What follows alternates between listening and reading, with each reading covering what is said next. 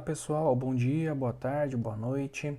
O meu nome é James e a partir de hoje eu vou começar uma série de vídeos sobre o React Native e consequentemente nós vamos estudar JavaScript. Eu vou dar início hoje falando um pouco sobre variáveis. O que são as variáveis, né? A variável ela é um objeto capaz de reter e apresentar um valor. Assim como nós conseguimos definir um valor para nossa variável, nós também conseguimos retornar, né, apresentar esse valor de volta. E nós temos alguns tipos de variáveis, mas não limitado a somente esses 4 tipos. Começando pelo tipo inteiro, ele é um tipo que armazena somente números. Então, nesse tipo de variável, eu vou conseguir armazenar somente números, certo? No tipo booleano, o que acontece com essa variável do tipo booleano? Ela é uma variável de tipo lógico, então ela pode me retornar somente apenas dois resultados, verdadeiro ou falso, certo? Na verdade, nós definimos esses valores como true e false, certo? Temos também a variável do tipo string, que é uma variável do tipo texto, caractere especial e também números, ou seja, nesse tipo de variável do tipo string, nós podemos colocar todo tipo de informação dentro dela. Mas lembrando que não só por conta disso, nós vamos armazenar, por exemplo, números e uma variável string, só porque ela aceita números, né? Cada variável tem o seu objetivo, né, de uso, então devemos usar ela adequadamente conforme a nossa necessidade. Também temos outra forma muito utilizada, que são as variáveis de objeto, ou arrays, né?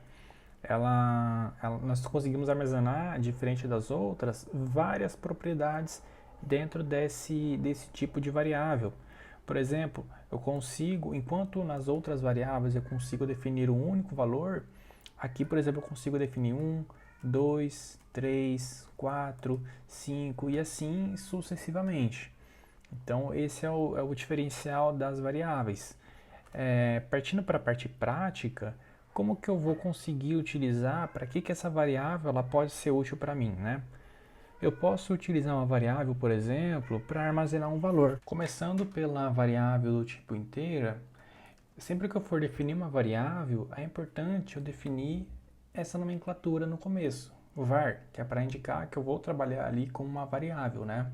Então, eu vou colocar aqui uma variável chamada número. E qual que é o valor dessa minha variável, né? Como que eu defino isso? Eu defino basicamente colocando um símbolo de igual. Por exemplo, aqui nesse caso a minha variável chamada número tem o valor igual a 10. Se eu der um console.log na minha variável número, ele vai me retornar aqui o valor dela, 10. Lembra no começo que eu falei que nós podemos reter e apresentar um valor? Esse valor, ele nem sempre, eu quero que ele seja o mesmo, né? Então, vamos supor que de repente eu quero que a minha variável número, agora ela passe a ter o valor 15, né? Então, nós podemos ver que aqui, se eu der um outro console.log aqui logo acima, nós podemos ver que antes, né, na linha 8, ela tinha o valor 10 e na linha 12 ela já tinha o valor de 15, porque eu consegui mudar, né? Eu mudei, eu alterei o valor da minha variável número. E percebemos que aqui eu não repito, né, essa mesma nomenclatura de var, porque senão o sistema vai entender que eu vou estar declarando uma nova variável. E isso vai me gerar um erro, porque eu já tenho uma variável chamada número. Ok? Então, partindo para o tipo booleano, ele só tem dois valores. Ou ele é falso ou ele é verdadeiro. Tá? Então, eu vou colocar aqui, bom, eu vou colocar false. Bom, aqui bom, e aqui true, e aqui bom. Certo, então, veja que aqui na linha 6, eu declarei que o meu booleano, ele tem o valor de falso. E na linha 10, eu já falei que ele tem o valor de true, né, verdadeiro. Então, primeiro ele indicou falso, depois ele indicou verdadeiro. Ou seja, eu declarei um valor e posterior eu alterei esse valor. Então, eu também consigo, né, mudar esses valores conforme o meu código ele vai fluindo. Vamos utilizar agora uma variável do tipo string. Quando eu vou trabalhar com uma variável do tipo string, eu sempre utilizo aspas duplas, tá? Ou aspas simples também. Então eu vou colocar aqui João da Silva. Eu vou falar que essa minha variável vai se chamar variável nome. Então quando eu defino aqui, ele já mostrou aqui para mim, João da Silva. E agora eu quero que minha variável nome, ela seja João dos Santos. E aqui eu vou imprimir novamente a variável nome.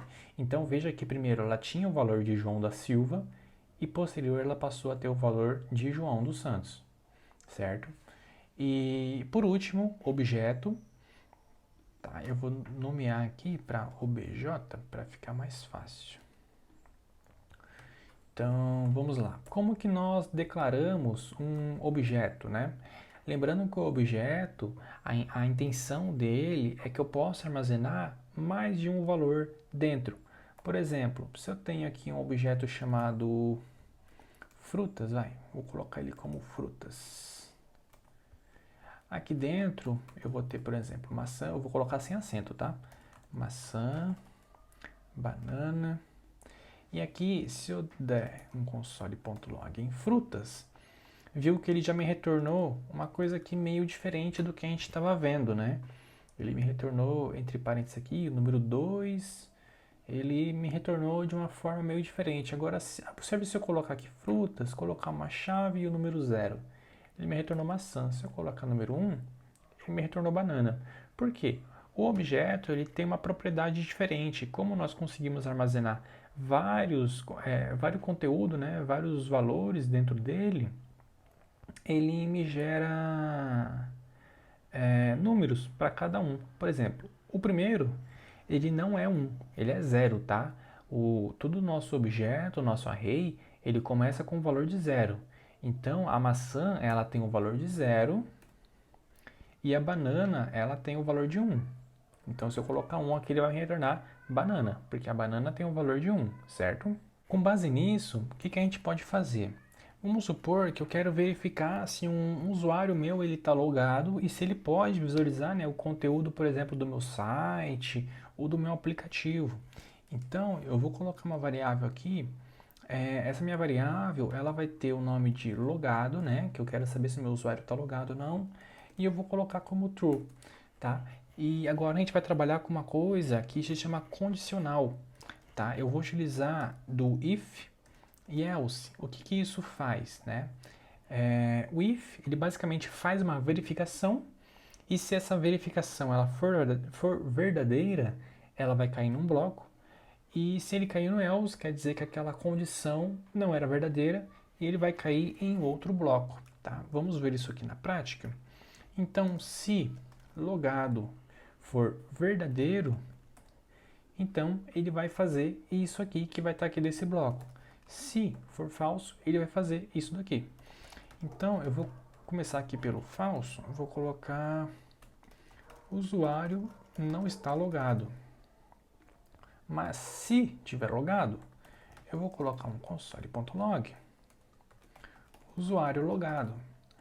Veja que aqui no meu console ele já me retornou usuário logado. Por quê? Porque o logado ele é verdadeiro, né? Então o logado, se eu colocar aquele como false, ele já vai cair no bloco da minha exceção, né? Da minha condição que não é verdadeira. Então ele vai me retornar o usuário não está logado.